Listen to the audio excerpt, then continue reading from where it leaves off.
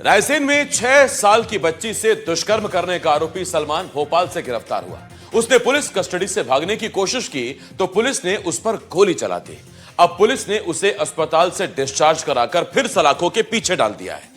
साथ ही ऐसे 3 और लोगों को भी जेल भेज दिया गया जिन्होंने सलमान को संरक्षण देने में मदद की। लेकिन सवाल यह है कि आखिर सलमान रायसेन से कैसे भोपाल पहुंचा?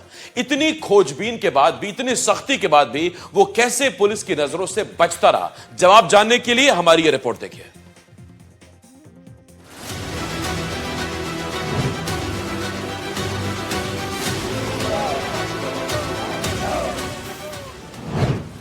छह साल की बच्ची से हैवानियत का आरोपी।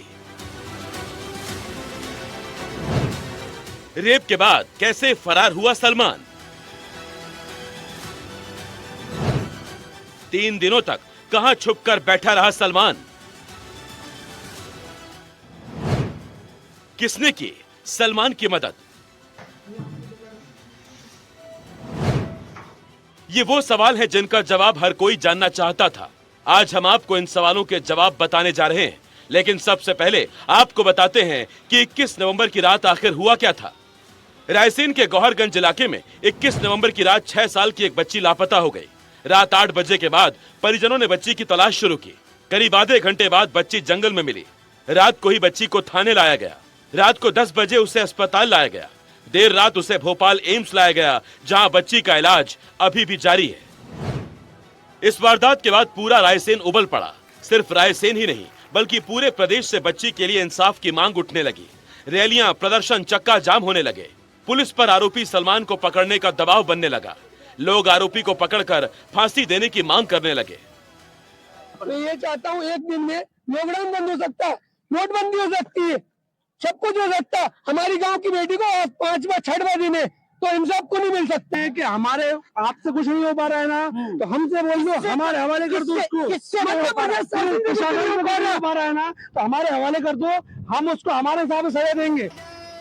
सिर्फ पुरुष ही नहीं, महिलाएं भी रैलियों के जरिए आरोपी को कड़ी से कड़ी सजा दिए जाने की मांग करने लगी। बलात्कारी को फांसी दो, फांसी दो जी। फांसी के लिए महिलाएं बैठी है धरने पर। क्या नाम है आपका? राधा कुशवाहा। क्या कर रही हो, क्या मांगे आप? मेरी यही मांग है, दरिंदे को फांसी दो, फांसी। हर तरफ आक्रोश था, लेकिन आरोपी सलमान फरार था। और फिर खबर आई कि पुलिस ने आरोपी सलमान को धर दबोचा है। सलमान भोपाल से पकड़ा गया, लेकिन घेराबंदी और तमाम सख्ती के बीच सलमान रायसेन से भोपाल कैसे पहुंचा और कैसे वो पुलिस से बचता रहा, इसका जवाब दिया रायसेन पुलिस ने। पुलिस ने बाकायदा एक प्रेस कॉन्फ्रेंस कर मामले का खुलासा करने का दावा किया।